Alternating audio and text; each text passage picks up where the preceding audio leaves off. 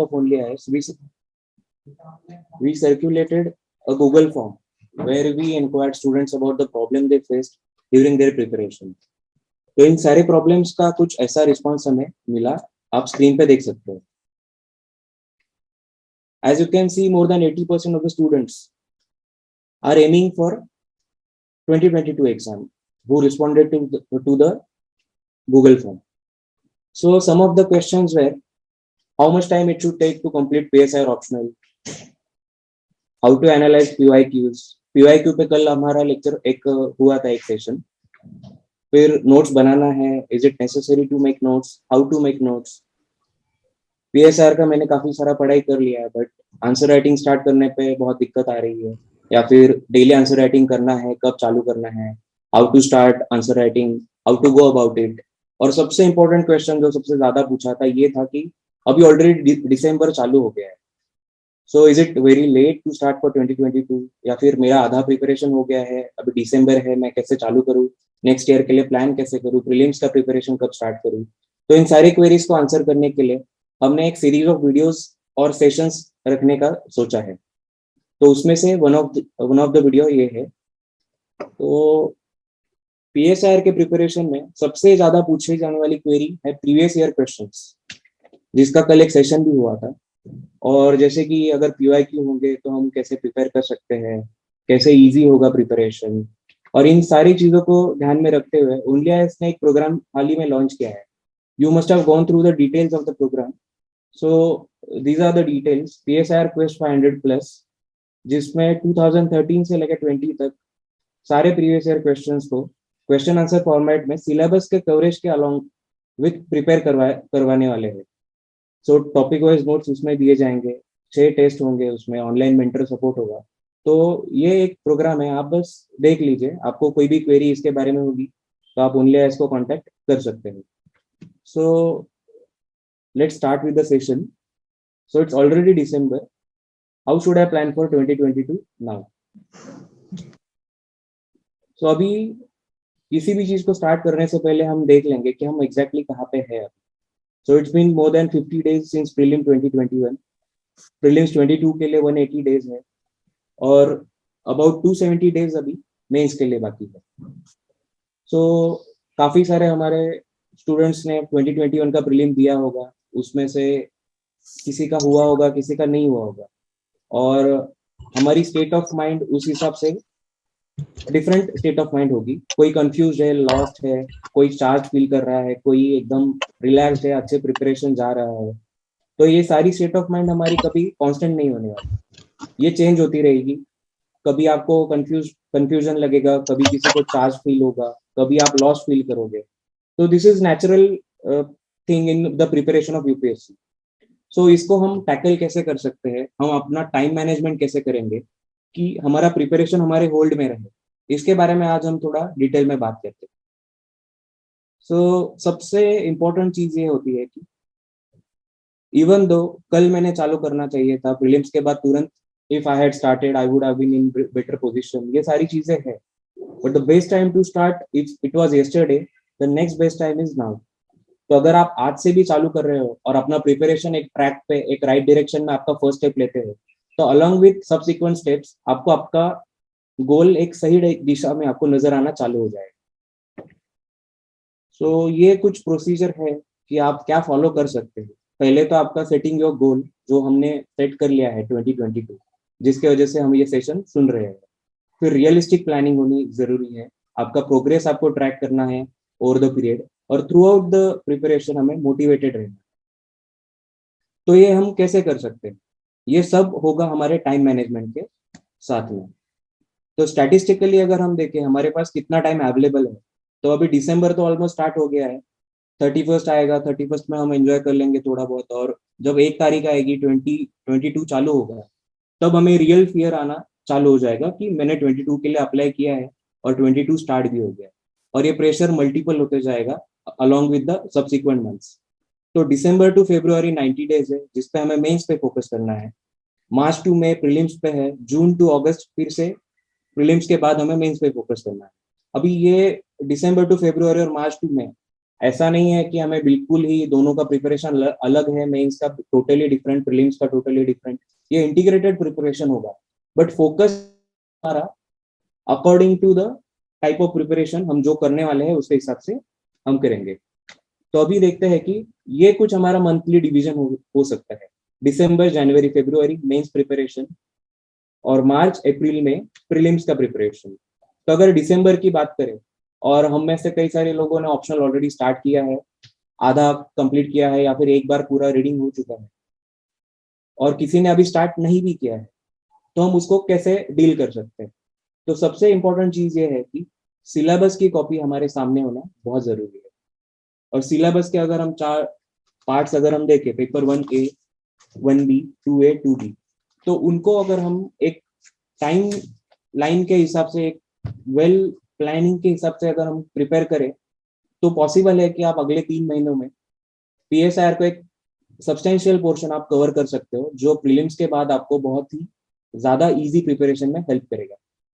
तो दिसंबर में आप ऑप्शनल पे ग्रिप बनाना आपको बहुत ही जरूरी है। आपने स्टार्ट नहीं भी किया है, तो आपको पहला सिलेबस का टॉपिक उठा के आपको स्टार्ट करना है, और आगे कैसे प्लान करना है वो आएगा। अभी जस्ट एक बेसिक टाइमलाइन में बता रहा हूँ कि आपको मेंस का प्रिपरेशन, जीएस के कुछ चीजें दिसंबर में आप कर सकते हो जो प्रीलिम से ओवरलैप नहीं है, जैसे कि एथिक्स है, या फिर वर्ल्ड हिस्ट्री है, या सोसाइटी वाली चीजें, सिक्योरिटी वाली चीजें, छोटे छोटे मॉडल्स को आपको खत्म करना है, ताकि प्रीलिम्स के बाद में आपको कोई प्रेशर बिल्टअप ना हो। और उसके साथ में ऑप्शनल का प्रिपरेशन आपको स्टार्ट करना है। दिसंबर, जनवरी, फरवरी मेंस का प्रिपरेशन आप मैक्सिमम करोगे, और इसके साथ में डेली करंट अफेयर्स और वीकली करंट अफेयर पे थोड़ा फोकस करके हर महीने में आपको उसका मैगजीन खत्म करना है। आप अगर आप कोई भी मैगजीन फॉलो कर रहे हो वीक मंथली करंट अफेयर के लिए, तो हमें एक टाइमलाइन हमें एम करनी है कि ये मंथ तक हम हमारे मंथली मैगजीन के प्रिपरेशन में हम पैरेलल आ जाएंगे। अभी किसी ने अगर जून से या फिर अक्टूबर से भी पढ़ना चालू नहीं किया है, तो हमें स्टार्ट करना है और कैचअप करने की कोशिश करनी है कि हर बार अगर मार्च मंथ है, तो फरवरी तक का करंट अफेयर हमारा कंप्लीट होना चाहिए। तो हम अगर अभी से एम करेंगे, तो हम प्लान आउट कर सकते हैं कि हम एक स्टेट ऑफ निर्वाणा और एक इक्विलिब्रियम बेसिस पे हम कैसे पहुंच सकते हैं, कि जिसके बाद हमारा preparation day to day basis पे एक सिंपल तरीके से विदाउट बर्डन चालू हो जाए। तो दिसंबर, जनवरी, फरवरी मेंस का प्रिपरेशन है। मार्च में हमारा ट्रांजिशन स्पेशली चालू होगा, और ऑब्वियसली जीएस के हम पार्ट मेंस के हिसाब से पढ़ने वाले हैं, करंट अफेयर करने वाले हैं, तो उसमें हमारा प्रीलिम्स का प्रिपरेशन तो चालू ही रहेगा। और अप्रैल में तो हमें प्रीलिम्स का प्रॉपर प्रिपरेशन करना है, मेंस मई में रिवीजन के लिए हमें रखना है। तो हमारा प्लानिंग कुछ इस प्रकार का होगा। एक नॉर्मल, एक अगर हम बड़ा बड़ा थोड़ा एक सुपरफिशियल लेवल पे देखें, तो ये हमारा प्लानिंग इंपॉर्टेंट है ऐसा होना। और आफ्टर प्रीलिम्स तो ऑब्वियसली हमें पूरी तरीके से मेंस पे फोकस करना है। तो प्रीलिम्स के बाद की बात तो अभी करने का कोई फायदा नहीं है, बट हमें ये ध्यान में रखना है कि प्रीलिम्स के बाद हमें और अच्छा प्रिपेयर करना है, और उसको एड करने के लिए अभी हम क्या क्या कर सकते हैं, जिससे प्रीलिम्स के बाद में हमें एक अच्छा मौका मिले, जिसमें हम अभी का प्रिपरेशन को एनहांस करके एक बहुत ही अच्छा अटेम्प्ट 2022 में दे सके। इसके लिए जो प्लानिंग लगेगी और जो प्रिपरेशन लगेगी, वो अभी से स्टार्ट हो जाएगी। तो किसी को भी ऐसा रुकना नहीं है कि प्रीलिम्स का रिजल्ट देखते हैं उसके बाद में मैं मेंस का प्रिपरेशन करूंगा। तो ये एक स्टैटिस्टिकली जो हमने देखा। तो अभी हम बात करने वाले हैं क्रूशियल जो अभी मंथ है, दिसंबर, जनवरी, फरवरी, उस 90 डेज अभी उससे भी कम है। तो अब उसमें हम मेंस का फोकस हम कैसे कर सकते हैं, और एक डेली शेड्यूल जिसमें जीएस और वीकली में हम टेस्ट सीरीज और ये सारा प्लान आउट कैसे कर सकते हैं, उसके बारे में हम बात करते हैं। तो प्लानिंग फॉर PSIR अगर हम देखेंगे फर्स्ट 3 मंथ्स, यानी कि दिसंबर, जनवरी और फरवरी, उसको हम 2 पार्ट में स्प्लिट कर सकते हैं। दिसंबर, जनवरी में हम प्रिपरेशन ऑप्शनल की बहुत अच्छे से करेंगे, जिसमें कम से कम हम 3 पार्ट जो है 1A, 1B और 2A को कंप्लीट करने की कोशिश करेंगे। और फरवरी मंथ को हम स्पेयर रखेंगे, जिसमें हम फिलिंग द गैप्स और रिवीजन और कुछ आंसर राइटिंग की प्रैक्टिस अगर हमें लग रही है, या फिर प्रीलिम्स का प्रेशर बहुत ज्यादा बढ़ गया है, तो हम प्रीलिम्स पे जल्दी भी शिफ्ट हो सके, इसके लिए फरवरी मंथ हम थोड़ा सा स्पेयर रखेंगे। हमेशा याद रखना कि प्लानिंग करते समय हमें कभी भी पूरा प्लानिंग नहीं करना है। पूरा एज इन सारा टाइम को हमें प्लानिंग में इंक्लूड नहीं करना है। बफर डेज और बफर मंथ रखना हमारे लिए बहुत ही जरूरी है, और उस महीने को हमें बाद में हमारे शेड्यूल में जो कमियां हैं उसको पूरी करने के लिए यूज करना है। सो 2 months, December to January, तो some of us who have not at all started preparing, तो आप एक रफ एस्टिमेट देख सकते हो कि पेपर 1 पॉलिटिकल थियरी आप 20 to 25 डेज में आपकी रीडिंग हो जानी चाहिए। 1 बी की 20 डेज के आसपास हो सकती है। 2A जो कि कंपैरेटिव पॉलिटिक्स है, उसमें थियोरेटिकल पार्ट फर्स्ट हाफ है, सेकेंड हाफ में यूएसए और यूएसएसआर की एक डेवलपमेंट है रिलेशन की, तो उसकी पढ़ाई पढ़ाई है। उसमें ज्यादा क्वेश्चंस तो आते नहीं है, तो उसके प्रिपरेशन को आपको थोड़ा कम टाइम भी देंगे तो भी चल सकता है।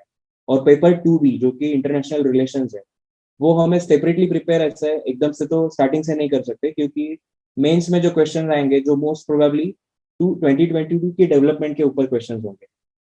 तो जब हम करंट अफेयर्स करेंगे मंथली, उसमें अगर हमारे प्रेसिडेंट, हमारे प्राइम मिनिस्टर किसी कंट्री को विजिट कर रहे हैं या फिर बाहर से कोई विजिट करने आ रहा है, जैसे अभी पुतिन ने विजिट किया, तो हमें ये सारी डिटेल्स कलेक्ट करते हुए हमारे नोट्स में ऐड करते हुए जाना है, ताकि एंड में आपको सारे विजिट्स एक साथ देखने ना पड़े, और स्टार्टिंग से आपको एक क्रोनोलॉजी सीक्वेंस और अभी की विजिट्स के जो पहले अंडरस्टैंडिंग्स है वो आप डेवलप करके रेडी रख सकते हो। तो उसके लिए सेपरेट टाइम देना जरूरी नहीं है। जैसे जैसे जो भी डेवलपमेंट होगी, आप वीकेंड पे एक करंट अफेयर, वो वीक में क्या क्या न्यूज में आया था वो आप देख सकते हो एक साथ। कुछ वेबसाइट्स है, हम आगे की स्लाइड में उस पर बात करेंगे, हर सेक्शन में क्या क्या इंपॉर्टेंट है, कैसे कवर करना है। बट एक ये रफ एस्टिमेट होना चाहिए कि 2 मंथ में पॉलिटिकल साइंस को बहुत अच्छे से दूंगा, उसमें पूरा मेरा रीडिंग खत्म हो जाएगा पॉलिटिकल साइंस का।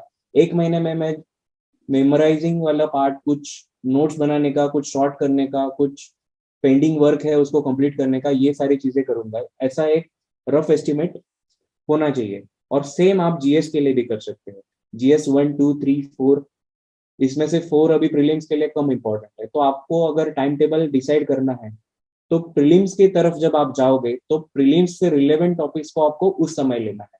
तो क्योंकि अभी प्रीलिम्स काफी दूर है, तो आपको एथिक्स, वर्ल्ड हिस्ट्री, एसे, ये सारी चीजों का दिसंबर जनवरी में कर सकते हो।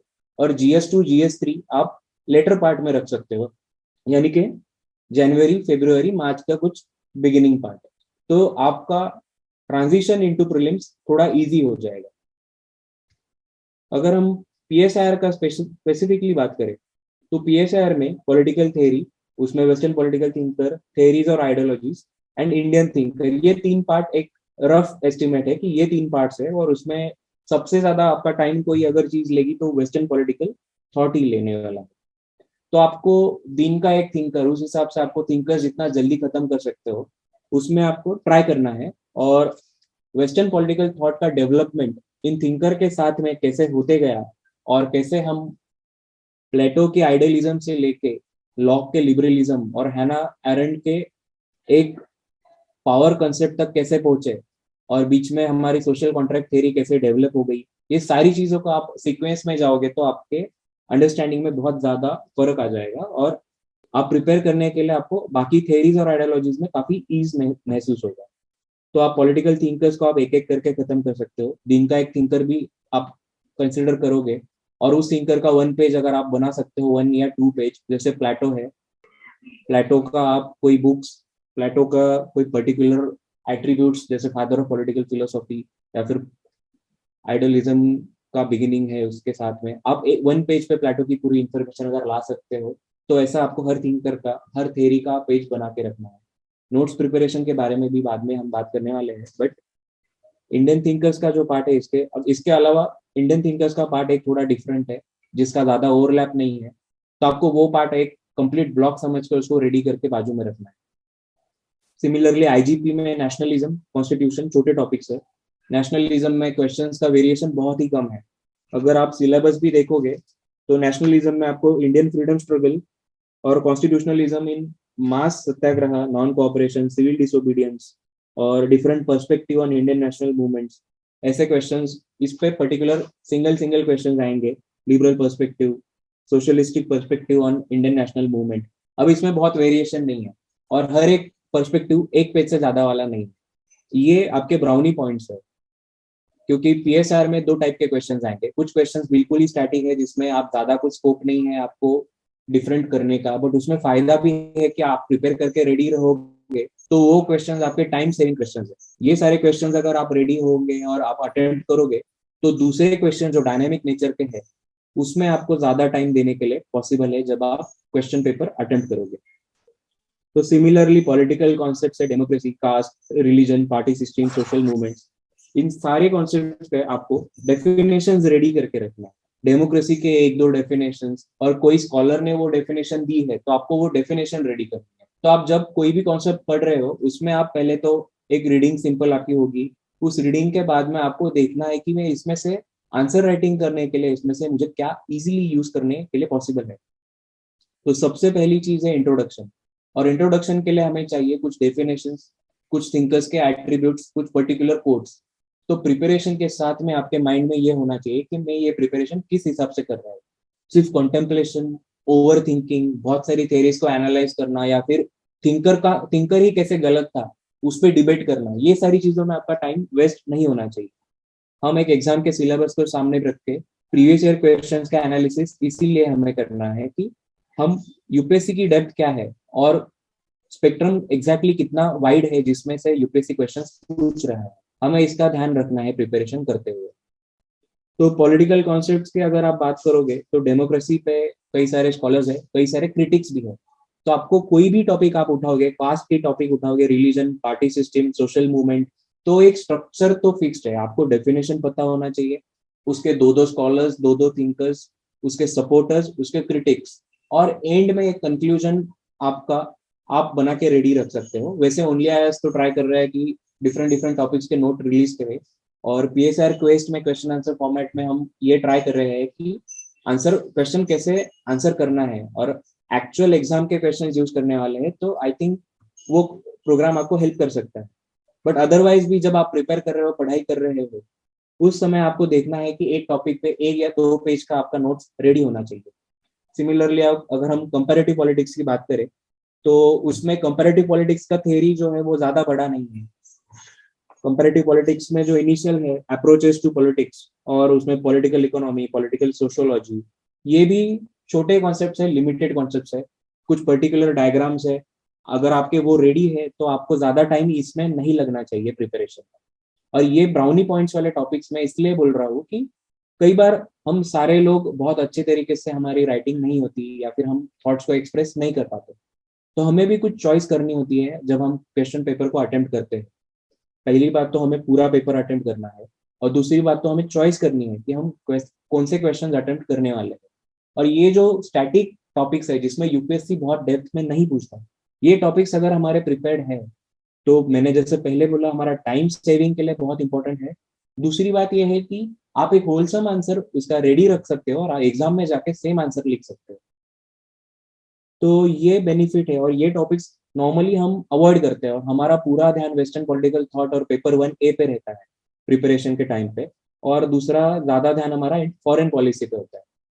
तो ये दोनों तो हमें प्रिपेयर करना ही है, बट कंपैरेटिव पॉलिटिक्स जो कि एक नेग्लेक्टेड टॉपिक है, और नॉर्मली है सबका ऐसा बिलीफ है कि इस पे ज्यादा नोट्स अवेलेबल नहीं है, तो अभी ऐसी तो कोई बात बची नहीं है कि पॉलिटिकल साइंस पे ज्यादा नोट्स नहीं है, और जो नहीं है वो उसकी गैप हम फुलफिल करने की कोशिश कर रहे हैं।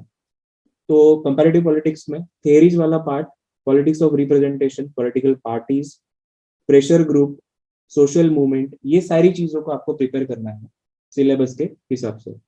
ग्लोबलाइजेशन एक टॉपिक है, ये थोड़ा डायनामिक टॉपिक है, ये करंट अफेयर के साथ में प्रिपेयर करने वाला टॉपिक है, बट इसका स्टैटिक पार्ट भी है। स्टैटिक पार्ट वो है कि ग्लोबलाइजेशन के डिफरेंट एस्पेक्ट्स, ग्लोबलाइजेशन की डेफिनेशन, और सिमिलरली ग्लोबलाइजेशन को सपोर्ट करने वाले और अपोज करने वाले। तो एक डी ग्लोबलाइजेशन और एंटी ग्लोबलाइजेशन, ये दोनों एक डिफरेंट ट्रेंड्स है जो ग्लोबलाइजेशन के अगेंस्ट है, और इन तीनों में क्या डिफरेंस है। तो आप कोई भी टॉपिक उठाओ तो आपको देखना है कि ये प्रीवियस ईयर में इसके क्वेश्चंस किस हिसाब से आए हैं, और ये करंट में अगर ज्यादा क्वेश्चंस है और कोई दो डायमेंशन कवर्ड है, तो प्रोबेबिलिटी बहुत ज्यादा हो जाती है कि इसमें थर्ड डायमेंशन जो है उस पर क्वेश्चन आ सकता है। तो हमें कुछ क्वेश्चन हमें गेस करने हैं, कुछ चीजों के अलग अलग डायमेंशन रेडी रखने हैं। तो बेस हमारा वही होगा कि ग्लोबलाइजेशन पे सपोज क्वेश्चन आया तो हम एक डेफिनेशन रेडी रखेंगे ग्लोबलाइजेशन की, कुछ एग्जाम्पल्स रेडी रख सकते हैं। एंटी ग्लोबलाइजेशन पे आए तो हमें एग्जाम्पल्स पता होने चाहिए कि ऐसी कौन सी घटनाएं हैं जिसमें हम एंटी ग्लोबलाइजेशन को बोल सकते हैं, जैसे कि ब्रेग्जिट है, या फिर डोनाल्ड ट्रम्प की कुछ पॉलिसी थी यूएसए की, उस समय हम देख सकते हैं कि कुछ एंटी ग्लोबलाइजेशन या डी ग्लोबलाइजेशन की स्टार्टिंग हम बोल सकते हैं। सिमिलरली आईआर की कॉन्सेप्ट, ये भी एक स्टैटिक पार्ट है, छोटा पार्ट है, जिसमें balance of power, security, collective security, ये सारी कॉन्सेप्ट्स है। और ये शॉर्ट नोट्स में 10-10 मार्क के लिए ज्यादातर पूछते हैं क्वेश्चंस, तो इसका भी हमें प्रिपरेशन करके रखना है। तो पीएसआर की प्रिपरेशन में सबसे इंपॉर्टेंट चीज है कि स्टैटिक पार्ट को हम अच्छे से कवर कर सकते हैं, क्योंकि उस पर अच्छा मटेरियल अवेलेबल है। और अगर आपका वो पार्ट रेडी है, उसकी थ्योरी के बेसिस पे आप करंट अफेयर्स को अगर आप जोड़ दो, तो आपके आंसर्स भी बाकी लोगों से अलग होंगे, और आपका थिंकिंग टाइम बहुत ज्यादा रिड्यूस हो जाएगा आंसर को अटेम्प्ट करते समय। इंटरनेशनल ऑर्गेनाइजेशन, ये एक पार्ट इसमें है, और चेंजिंग इंटरनेशनल पॉलिटिकल ऑर्डर। तो ये चेंजिंग इंटरनेशनल पॉलिटिकल ऑर्डर जो है, ये ज्यादातर वर्ल्ड वॉर 2 के बाद की बात है इसमें, कि किस प्रकार से यूएसए और यूएसएसआर के रिलेशंस में डिफरेंस आते गया, और बायपोलरिज्म और मल्टीलैटरलिज्म की तरफ हम कैसे वर्ल्ड हमारा ट्रैवल कर रहा है। तो ये बातें तो कवर होती जाएंगी। अभी का पर्पज ये है कि मैं आपको बता दूं कि आपको किस में ज्यादा फोकस करना है, किस में कम करना है। तो चेंजिंग इंटरनेशनल पॉलिटिकल ऑर्डर में 2 टाइप के क्वेश्चंस आएंगे। कोई पर्टिकुलर एस्पेक्ट के बारे में क्वेश्चंस आ सकता है, जैसे कि बायपोलरिज्म के बारे में आ सकता है, या फिर मल्टीलैटरल अभी कैसे वर्ल्ड है इसके बारे में क्वेश्चन आ सकता है, या फिर कोल्ड वॉर, न्यूक्लियर थ्रेट, या फिर राइज ऑफ सुपर पावर, इस पे क्वेश्चन आ सकता है।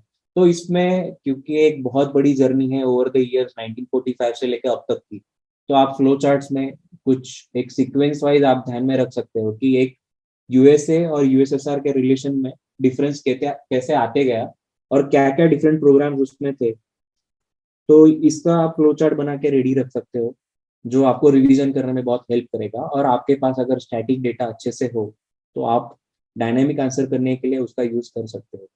इंटरनेशनल ऑर्गेनाइजेशंस, ये part actually Indian foreign policy, और ये पार्ट थोड़ा सा ओवरलैपिंग है, क्योंकि कोई भी इंटरनेशनल बॉडी की हम प्रिपरेशन करेंगे तो उसमें इंडियन एस्पेक्ट को हमें प्रिपेयर करना ही है।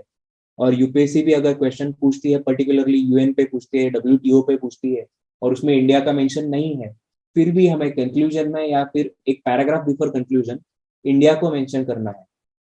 तो इसका प्रिपरेशन हमें इंटरनेशनल बॉडी का भी, हर बॉडी, जैसे कि यहाँ पे मेंशन किया है, यूनाइटेड नेशंस है, डब्ल्यूटीओ है, ब्रिटेन वुड्स की 2 इंस्टीट्यूट्स है, और similarly EU, ASEAN, APEC, SAARC, NAFTA, और जो भी कोई बॉडी जो सिलेबस में मेंशन नहीं है बट करंट अफेयर में पिछले 1 साल में बहुत ही ज्यादा रिपीटेटिवली न्यूज़पेपर में आ रही है, तो हमें उसके बारे में प्रिपेयर करना है।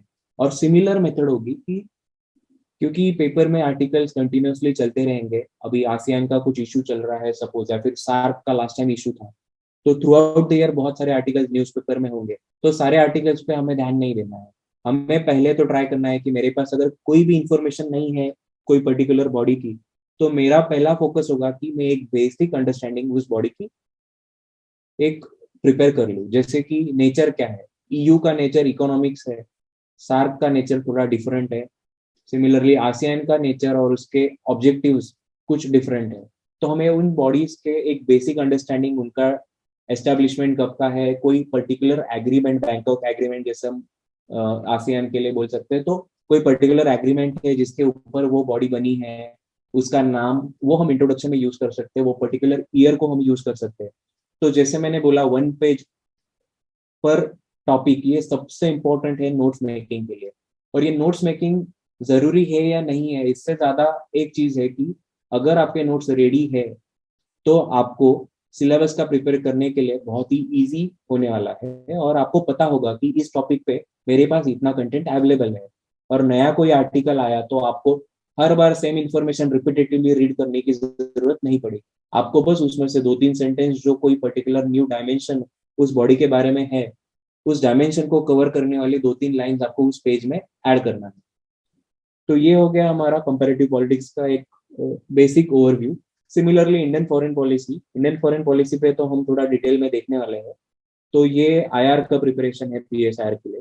तो जैसे आप देख सकते हो, आईआर का प्रिपरेशन आपका करंट अफेयर के साथ में होने वाला है। आप मंथली मैगजीन्स और न्यूज़पेपर आप डेली जो पढ़ रहे हैं, उसमें आपको एक माइंड में एक अंडरस्टैंडिंग डेवलप करनी है, कौन सी कंट्री का झुकाव किस तरफ है, कोई कम्युनिस्ट कंट्री है, कोई सोशलिस्ट है, कोई कैपिटलिस्ट है, कोई कंप्लीटली राइट विंग कंट्री है। आपको थोड़ा एक पढ़ते समय आपको ध्यान रखना है।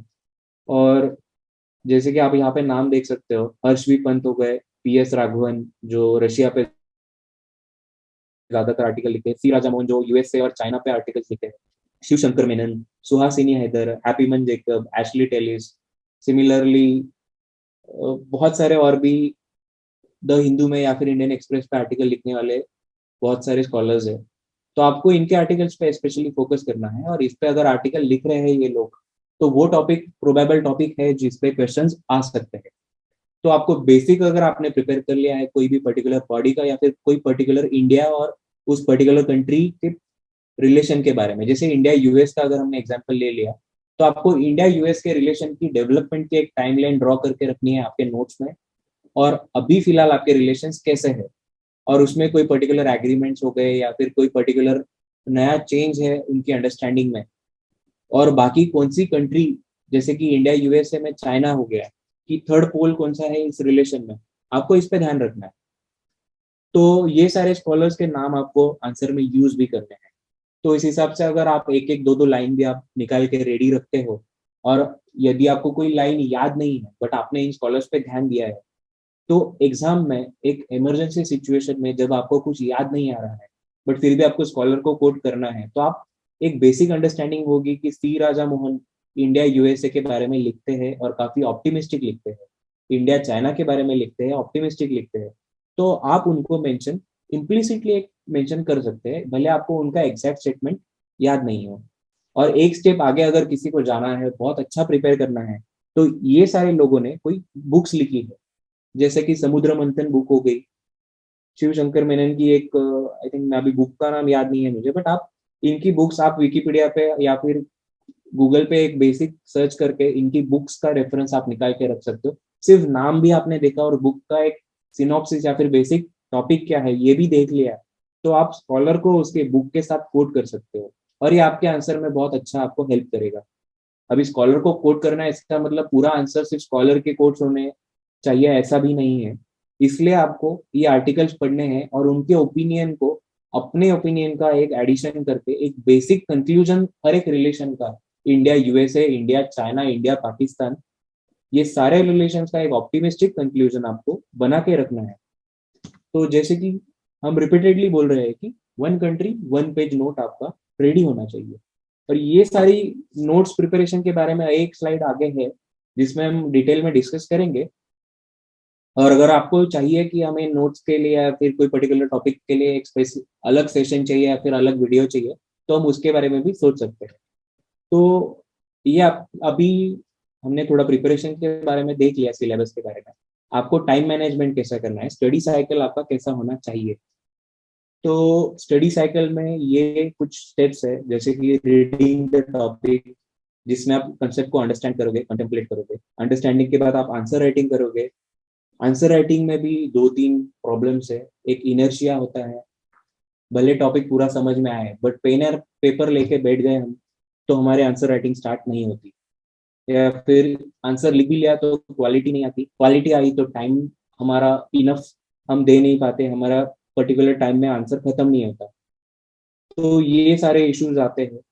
फिर एनालाइज करना है हमें हर एक चीज को, तो ये आप जो मंथली वीकली टेस्ट देने वाले हैं, और आप खुद भी कोई आंसर अगर लिख रहे हो, आपने टेस्ट सीरीज ज्वाइन नहीं किया है, तो अपने आंसर्स को आप उसी दिन तो पढ़ोगे, पर ट्राई करना कि 1-2 दिन बाद हमारे आंसर्स को आप फिर से पढ़ो जो आपने आंसर लिखा है, क्योंकि उस दिन आपके दिमाग में जो होता है वो आप लिख चुके होते हो, और आपको लगता है मैंने तो काफी अच्छा लिख दिया, जो भी मुझे याद आया वो मैंने सब कुछ लिख दिया। बट सेम आंसर को आप कुछ दिनों बाद फिर से देखोगे, तो उसमें दो बातें होंगी कि एक तो आपका रिविजन होगा, और दूसरी चीज ये है कि आप एज अ थर्ड पर्सन खुद के लिखे हुए आंसर को देख पाओगे। तो आपको एग्जैक्टली पता चलेगा कि मैंने demand of the question answer किया है, मेरा लैंग्वेज एकदम जनरल GS का है या फिर PSIR का है। और दूसरी बात, अगर आपने टेस्ट सीरीज ज्वाइन की है तो आपको मॉडल आंसर्स मिलेंगे, और नॉर्मली टेस्ट सीरीज जो फॉर्म करते हैं तो वो लोग तो करंट अफेयर्स को ध्यान में रखते हैं और क्वेश्चंस को ट्राई करते हैं। हम भी ओनली में जब कोई टेस्ट सीरीज बनाते हैं तो उसमें भी एक केयर करते हैं हम कि करंट अफेयर के टॉपिक्स को हम कवर करें, ताकि स्टूडेंट्स को आंसर लिखते हुए भी अगर उनको पता नहीं है टॉपिक, तो थ्रू टेस्ट सीरीज भी उनकी पढ़ाई कंटिन्यू होती रहे। तो आपको भी यही करना है कि मॉडल आंसर्स से और आपके प्रिपरेशन से आपको कुछ नए पॉइंट्स अगर मिल रहे हैं, नए डायमेंशंस दिख रहे हैं जो आपके पास नहीं है, तो आपको ये गैप फुलफिल करना है।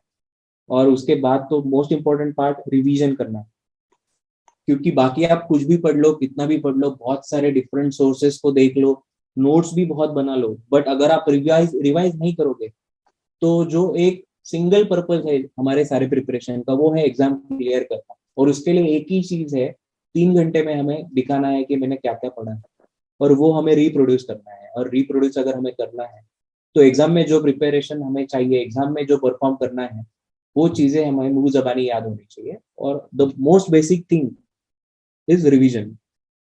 तो ये रिवीजन भी आपका ऐसा नहीं है कि पूरा सिलेबस खत्म होने के बाद मैं रिवीजन की साइकिल चालू करूंगा।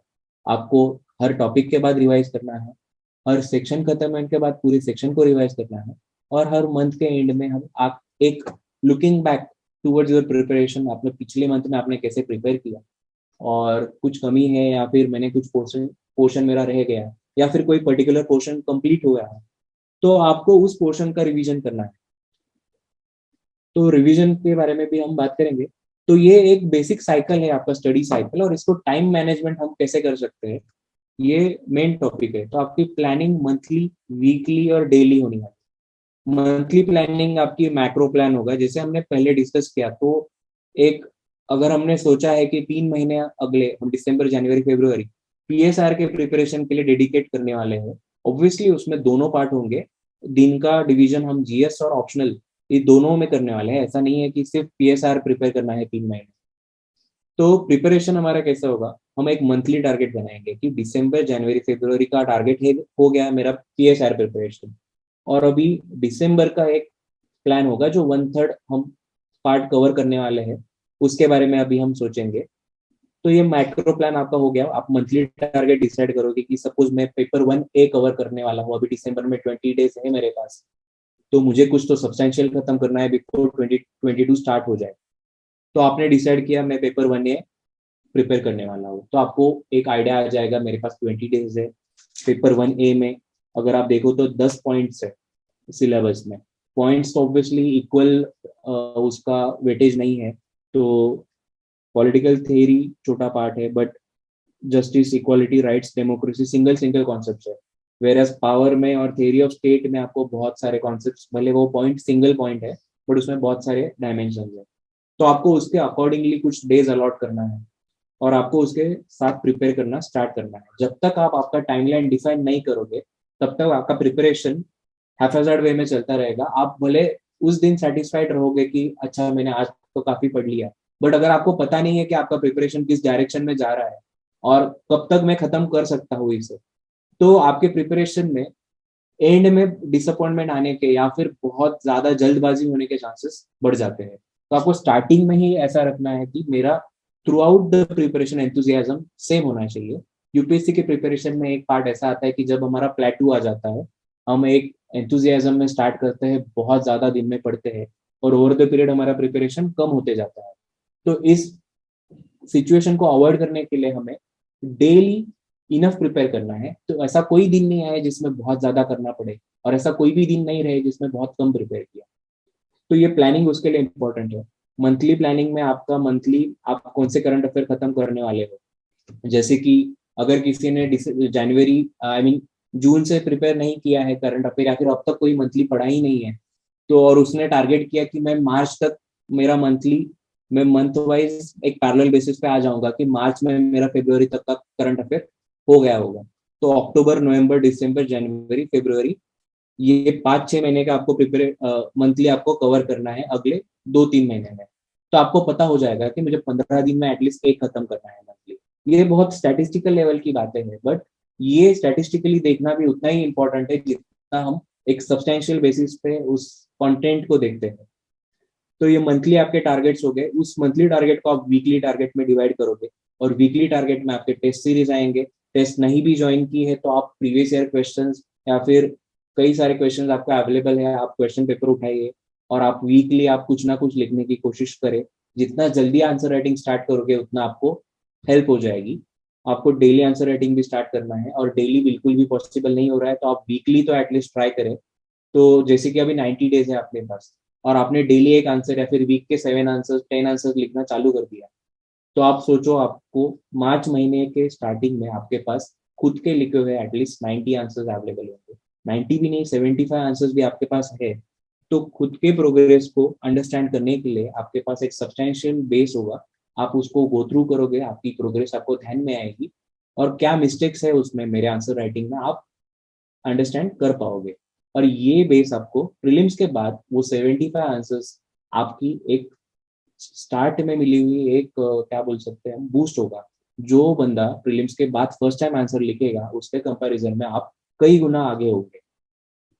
तो डेली स्लोली स्टार्ट करना इज ऑलवेज बेस्ट, क्योंकि आपको अक्यूमुलेटेड प्रिपरेशन करने की जरूरत नहीं पड़ेगी। सिमिलरली डेली प्रिपरेशन में आपको दिन को डिवाइड करना है। आपको newspaper, optional, GS, answer writing, ये आपके सेगमेंट्स दिन में होने चाहिए। तो हम देखते हैं कि एक वीक है, वीक को आप कैसे प्लान कर सकते हो। वीक में आपको optional, GS, current affair, answer writing. Weekend पे आपको देखना है कि मेरा पूरा वीक कैसा गया। तो week days example Monday to Friday आपने सिलेबस थियोरेटिकल पार्ट कवर किया, और सिलेबस को कवर करने की ट्राई की, रोज न्यूज़पेपर पढ़ा, मैगजीन्स को डिवाइड किया आपने। अब 15 दिन में मुझे 2 मैगजीन्स करने थे, या फिर 15 दिन में एक करना है, तो मुझे वीक में भी एक एस्टिमेट लेना है कि मेरा कितना कवर हुआ है, जो मेरा मंथली टारगेट है। तो आपको वीक डेज और वीकेंड में अगर आप डिवाइड करो आपके वीक को, तो वीक में आपको प्रिपेयर करना है अच्छे से, और वीकेंड में आपको एक ओवरव्यू लेना है कि मेरा पिछला वीक कैसा गया। और कोई पर्टिकुलर चीज आपकी पेंडिंग है, या फिर कोई कवर नहीं हुआ है टॉपिक, तो आपको 2 दिन स्पेयर वही रखने हैं, सैटरडे संडे, कि जब आप वो सारी चीजें कवर करो और अगले वीक को आप फ्रेश नया टॉपिक और नया टारगेट के साथ स्टार्ट करो। क्योंकि ड्रैग अगर होना चालू हो जाएगा कोई भी पर्टिकुलर पार्ट, तो वो अगले पार्ट को भी अफेक्ट कर देगा।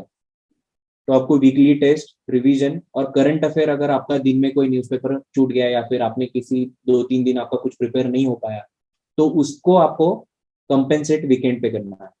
तो आपका प्रिपरेशन हमेशा ऐसा होगा कि आपके प्लानिंग में आपको बफर डेज आपके हमेशा रहने चाहिए। तो वीकली प्लानिंग के बाद आपका दिन का प्लान। तो हम में से काफी सारे लोगों का ऑब्वियसली प्रिपरेशन की स्टाइल डिफरेंट है, पढ़ाई करने की स्टाइल, दिन का समय भी अलग अलग है। कोई रात में पढ़ते हैं, कोई दिन में पढ़ते हैं, कोई दोपहर में पढ़ते हैं। तो उसके हिसाब से ये सेशन चेंज होंगे। मैंने बस एक एग्जांपल के तौर पे यहाँ पे रखा है कि current affairs, optional, answer writing, GS reading, और एक लेजर टाइम जो बहुत इंपॉर्टेंट है आपको खुद को फ्रेश होने के लिए, रिजुविनेट होने के लिए, और एक स्ट्रेस को रिमूव करने के लिए आपको कोई भी एक एक्टिविटी, कोई भी आपकी हॉबी, या फिर कुछ नहीं तो सिंपल एक चल के आओ, आधे घंटा वॉक करके आओ। बट ये आपको हर सेशन के बाद एक ब्रेक रखना है, और दिन को आपको छोटे छोटे 4 से 5 या 3 बड़े सेशंस में आपको डिवाइड करना है, और इन सेशंस को आपको प्रिपेयर करना है। तो जैसे कि आप यहाँ पे देख सकते हो कि आप सपोज प्री लंच आपका एक सेशन है, मॉर्निंग लंच और चाय इवनिंग टी टाइम के बीच का एक सेशन है, और एक इवनिंग का सेशन है, पोस्ट डिनर का सेशन है। तो आप डेली हैबिट डेवलप करो कि मेरे रोज सुबह उठ के एक आंसर लिखूंगा, फिर पढ़ाई को स्टार्ट करूंगा, या फिर मैं रोज रात को सोने से पहले एक आंसर करूंगा। अभी करंट अफेयर्स का रीडिंग एक थोड़ा सा मैकेनिकल प्रोसेस हो जाता है, मंथली मैक्सिमम पढ़ते हैं, तो उसको आपके लो प्रोडक्टिविटी के टाइम पे आप रखो। अभी कई सारे लोगों को नॉर्मली तो हम आफ्टरनून टाइम हमारा थोड़ा स्लीपी होता है, तो आफ्टरनून में आप आपके करंट अफेयर्स की रीडिंग के लिए रखो कि 2 घंटे में करंट अफेयर्स का प्रिपेयर रीडिंग करूंगा। मॉर्निंग का अगर आपका टाइम मोस्ट प्रोडक्टिव है, बहुत एंथुजियास्टिक है, तो न्यूज़पेपर में 2 घंटे मत वेस्ट करना मॉर्निंग में, क्योंकि जरूरी नहीं है कि आपको सुबह सुबह सब कुछ पता हो जाना चाहिए। और न्यूज़पेपर को 1 घंटा 1.5 घंटे से ज्यादा आपको देना नहीं है। भले आपको स्टार्टिंग में टाइम लगे, बट आपको ट्राई करना है कि आप 1 घंटे पे आ जाओ, कि आपका न्यूज़पेपर पढ़ के 1 घंटे में हो जाना चाहिए। तो ऐसे कुछ सेशन में आप अपना टाइम डिवाइड करो। तो in case of some emergency या कोई कुछ काम आ गया, कहीं जाना पड़ा, तो आपके पूरा दिन वेस्ट नहीं होगा। आपको पता होगा कि ओके मैं मॉर्निंग सेशन में काम कर लूंगा, बाकी सेशन तो मेरे जैसे है वैसे प्रिपेयर होने वाले हैं। तो सेशन में डिवाइड करने से हमारे माइंड में क्रिस्टल क्लैरिटी होती है कि कोई अलग डिफरेंट काम करने के समय हम प्लान आउट कर सकते हैं कि एग्जैक्टली मैं कौन से सेशन में क्या काम करने वाला हूँ, और सिर्फ वो सेशन मेरा पेंडिंग होगा जो मैं वीकेंड पे कवर कर लूंगा। तो ये तो एक टाइम लाइन की प्लानिंग की हमने बात की, और इसमें हमने थोड़ा डिस्कस भी किया कि कौन से पार्ट का ध्यान रख सकते हैं और कैसे प्रिपेयर करना है। तो नोट्स का भी काफी सारे लोगों ने पूछा था, तो एक जनरल पॉइंट्स मैंने कलेक्ट किए हैं कि सबसे पहले नोट्स प्रिपेयर करने के लिए इम्पोर्टेंट है कि पर्पस क्या है हम नोट्स प्रिपेयर करने का। हम कोई बुक पब्लिश करने वाले हैं हमारे नोट्स की, या फिर हमारे सिलेक्शन के बाद में हम रिलीज करने के लिए नोट्स प्रिपेयर कर रहे हैं कि अभी सारे टॉपर्स रिलीज कर रहे हैं तो मेरे भी नोट्स होने चाहिए। हमारा सबसे इम्पोर्टेंट पर्पस है कि नोट्स हम क्यों प्रिपेयर कर रहे हैं। जीएस के पेपर के बाद, ऑप्शनल के पेपर के पहले जो एक वीक हमें मिलता है प्रिपरेशन के लिए, उसमें हमें पूरा पीएसआर कवर करना है। तो ये पूरा पीएसआर हम कैसे कवर कर सकते हैं, और तब आप बुक्स लेके जाओगे प्रिपरेशन में, और 4-5 बुक्स आपके पास पड़ी है और आप सोचोगे 4 दिन में मैं पूरा कवर कर लूंगा, तो ये थोड़ी सी टेंशन वाली बात हो जाएगी। और सिमिलरली आप में से कई सारे लोगों ने ऑलरेडी मेंस दिया है, तो आपको पता है कि पेपर 1 सुबह हो जाने के बाद पेपर 2 के पहले हमें एक अर्ज आती है कि कुछ तो देख लो यार, मैं थोड़ा इंडियन फॉरेन पॉलिसी का कुछ तो देख लूँ, कुछ कहीं पे स्कॉलर्स के नाम एक जगह पे मिल जाए, कहीं कुछ थोड़ा रिलेशंस को इंडिया और कई कंट्रीज के रिलेशन या फिर कोई बॉडीज के इन्फॉर्मेशन में थोड़ा गो थ्रू करो। तो आजू बाजू में किसी और के नोट्स में झांकने के बजाय आपके खुद के अगर नोट्स होंगे तो आपको एक कॉन्फिडेंस होगा, और बीच का टाइम को आप अच्छी तरीके से यूज कर पाओगे। तो मेन पर्पज है अ वीक बिफोर पीएसआई।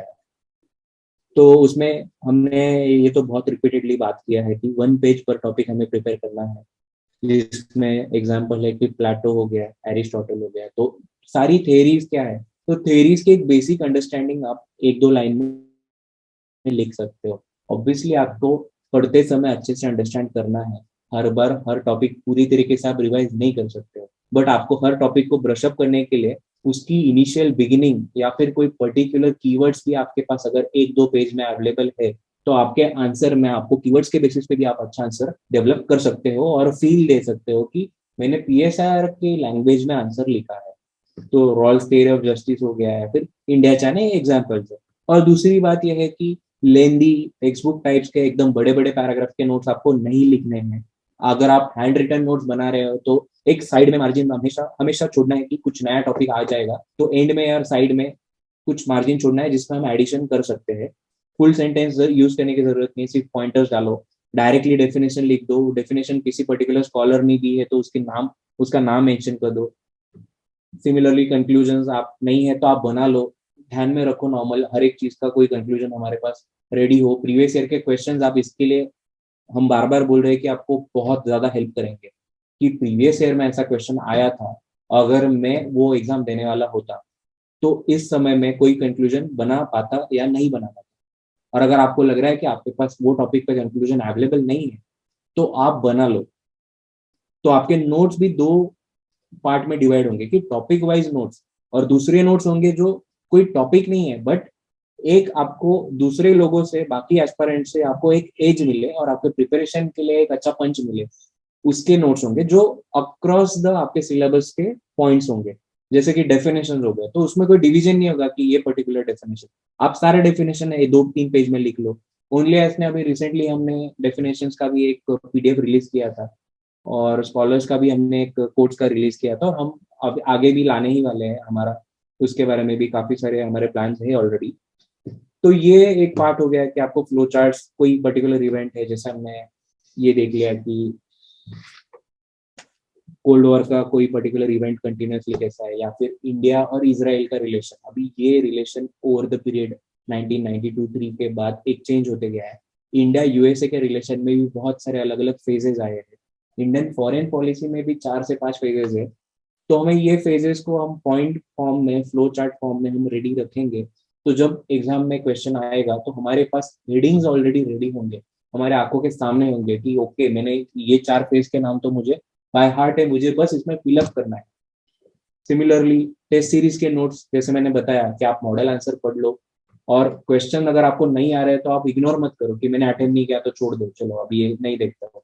ऐसा मत करो, आपने जो क्वेश्चन अटेम्प्ट नहीं किया है, आपको नहीं पता था, उसके भी नोट्स आप बना लो, ताकि आपका नोट्स हमेशा एक ऑर्गेनिकली डेवलप होते जाए और आपके खुद के हिसाब से डेवलप होते जाए। टॉपर्स के नोट्स, कई सारे नोट्स आपको मिलते ही रहेंगे, और हमने क्वेस्ट में भी कोशिश की है कि हम एक one of the best notes और एक ऑल कॉम्प्रहेंसिव नोट्स दे पाए। हमने तो ऐसा ट्राई कर रहे हैं और हम ऑलरेडी दे भी रहे हैं। तो आप जो भी नोट्स पढ़ो उसके अपने हिसाब से उसको सिंप्लीफाई करने की कोशिश करो। और ये सब करने के बाद भी हमें ध्यान में आता है और हमने एक्सपीरियंस भी किया है कि इसके बाद भी हमें इतना ज्यादा सक्सेस नहीं मिलता या फिर हमारा प्लान कुछ दिनों के बाद फेल हो जाता है। तो ये कुछ मिस्टेक्स है जो हम अवॉइड करते हैं, करना हमें जरूरी है। हम सबको ये पता है बट फिर भी हम ये मिस्टेक्स करते हैं कि wasting too much time in collecting material. हम ऐसे कई सारे लोगों को आदत है कि चलो अभी ओल्ड राजेंद्र नगर में जाता हूँ, एक राउंड मारता हूँ, कौन से नए जेरोक्स आए हैं मैं उठा के लेके आता हूँ। या फिर टेलीग्राम की वजह से तो अभी घर पे बैठ के मोबाइल पे भी हम वही काम कर सकते हैं। ये स्कॉलर ने ये डाला, ये क्लास ने वो डाला। तो आप कोई एक पर्टिकुलर टॉपिक पे नोट्स अगर आपके पास रेडी है और आपको लगा कि मेरे पास इतना कंटेंट है जो सफिशिएंट है आंसर राइटिंग के लिए, तो अनलेस एंड अनटिल एक नया डायमेंशन उस पर अवेलेबल हो रहा है, आप उसको चेंज मत कीजिए। या फिर कोई कॉम्प्लेक्स डेफिनेशन आपको सिंपल फॉर्म में रेडी मिल रही है तो आप बस उसको रिप्लेस करो। अननेसेसरी हर बार नए नए नोट्स बनाने की या फिर कलेक्ट करने की जरूरत नहीं है।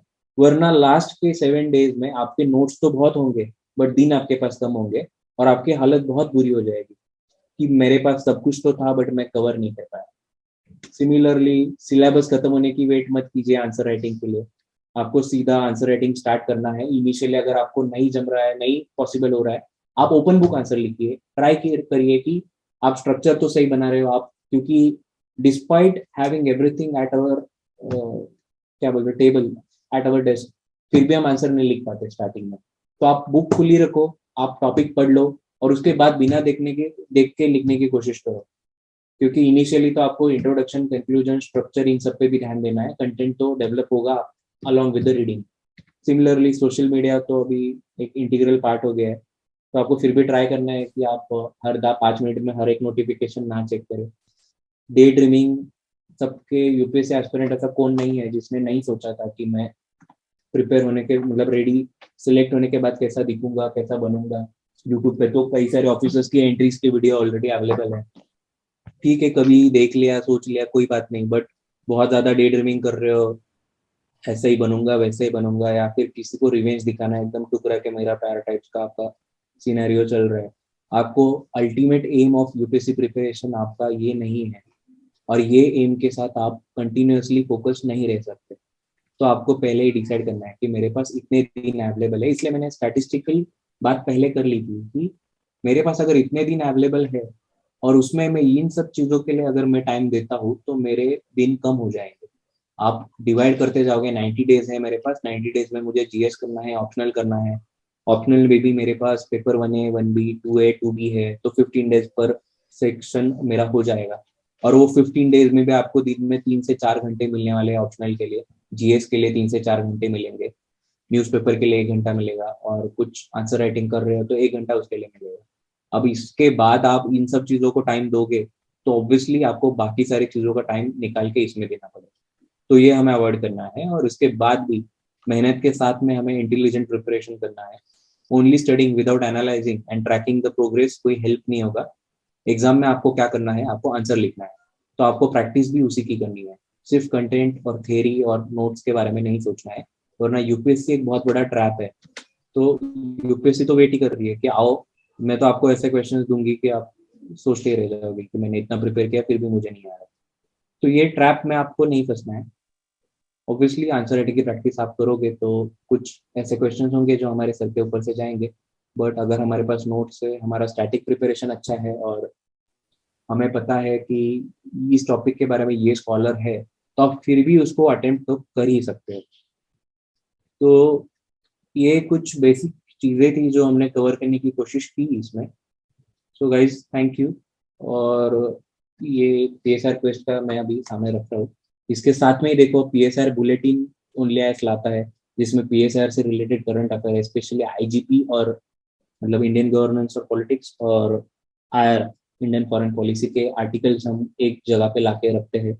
और उसके साथ डेली आंसर राइटिंग का प्रोग्राम तो ऑलरेडी चल रहा है। पीएसआर का एक फाउंडेशन टाइप पूरा सिलेबस कवरेज का कोर्स ऑलरेडी ओनली आईएएस का अवेलेबल है। और ये नया प्रोग्राम हमने कोशिश की है कि क्वेस्ट के थ्रू हम क्वेश्चन आंसर जो सबसे इम्पोर्टेंट चीज़ है उसको कवर करेंगे। सो गाइज मेरी तरफ से तो ये सारी चीजें थी।